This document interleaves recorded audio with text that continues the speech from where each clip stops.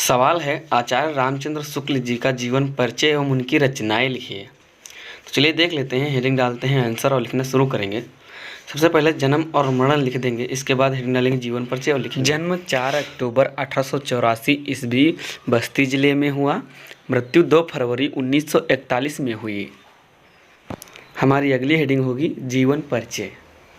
कुछ इस तरह से हेडिंग डालेंगे जीवन परिचय और लिखेंगे, हिंदी के प्रतिभा संपन्न मूर्धन्य समीक्षक एवं युग प्रवर्तक साहित्यकार आचार्य रामचंद्र शुक्ल जी का जन्म सन 1884 ईस्वी में बस्ती जिले के अगोना नामक ग्राम में एक संभ्रांत परिवार में हुआ था।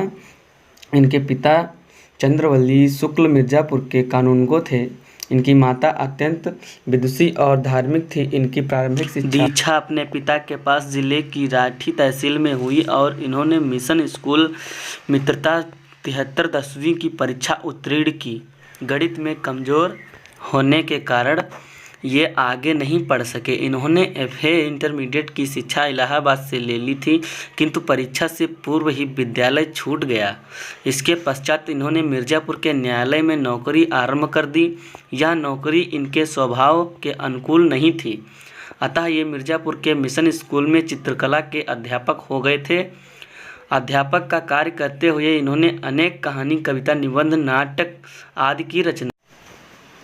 इनकी विद्वता से प्रभावित होकर इन्हें हिंदी शब्द सागर के संपादन कार्य में सहयोग के लिए श्याम सुंदर दास जी द्वारा काशी नगरी प्रचारणी में सम्मान बुलवाया गया। इन्होंने 19 वर्ष तक काशी नगरी प्रचारणी पत्रिका का संपादन भी किया।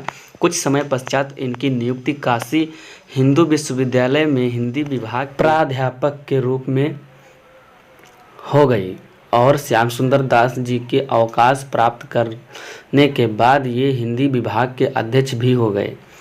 स्वाभिमानी और गंभीर प्रकृति का हिंदी का यह दिग्गज साहित्यकार सन 1941 ईस्वी में स्वर्गवासी हो गया। तो चलिए अगली हेडिंग हमारी होगी रचनाएं। चलिए इनकी रचनाएं देख लेते हैं क्या है।